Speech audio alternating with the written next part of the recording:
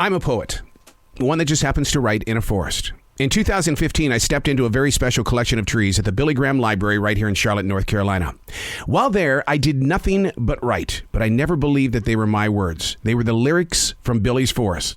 Well, 2 years later, God spoke directly into my heart. He said, dude, it's time for you to grow beyond the library, to write within other collections of trees, mainly your own forest in South Charlotte, North Carolina. You see, in every place that I have written, the spirit of Billy's lyrics vibrate the purpose and plan that God has put into play. I never know what I'm going to write about when I enter any forest, which gives us plenty of time to talk about it in the end. Remember, these aren't my words. These are the lyrics from Billy's forest. Chapter number 320, June 26, 2022. When your forest sends out a message of needing help. Something is happening to my forest. The forest floor is very wet. There's a lot of water in the wrong places. For this moment of now, we hold only questions. We begin the process of digging into the soil. We're exposing all things from worms to roots to frogs. The mission is to uncover the source of flow. What's worse? It's probably the fault of the human being who loves his forest with all his life. But the answers aren't easy. We can't seem to see from which direction the water is coming from.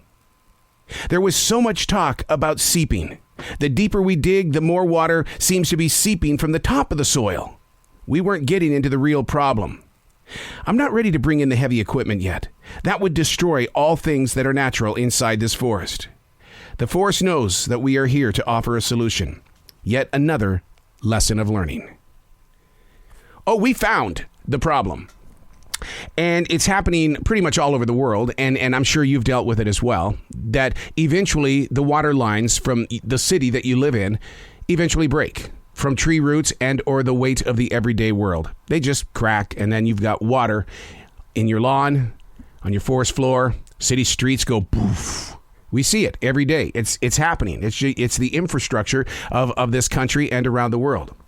But when it's your child, and I don't mean that in a selfish way, when it's your forest and you see that trees are dying and you're going, why are they dying? It's because they were getting too much water beneath the surface. I learned so much about this process of trying to figure out where the water was coming from. One of the biggest lessons I learned was the importance of mushrooms. Did you know that mushrooms are needed by trees in a forest or anywhere because they are the communicators? They connect the roots of all trees so that they can warn each other. Mushrooms are so important to everything that is beneath the surface of the planet. And yet, when we see mushrooms, a lot of us will hurry up and get the lawnmower and get those monkeys out of there. And when you do that, you're breaking a line of communication. Now, what can we learn from this as human beings? What are our lines of communication? Is it just social media? Is it a text message? Is it Instagram or TikTok? What is the spiritual connection? Not the man-made digital connection. My mother used to tell me all the time, I know what you're doing with you not even being here. And mom was always right. She always knew to place that phone call because she said she felt it. The things in our life that we feel, and many times we don't bring it up in a conversation because we're afraid of facing a truth. We're afraid of what might change in our lives, and in those changes, we'll become challenged. So we don't listen to those lessons or those roots of communication. I'm a very big believer in community connections, that you can look at somebody at a grocery store or a concert and just know in that moment we have a connection. It doesn't mean I want to read their mind. No. It doesn't mean I'm going to bring questions, nor does anybody have to bring any doubt or fear to the situation. You just know when you look in someone's eyes, I think I've lived this life before. How is it that I know you? Well, ask them the question.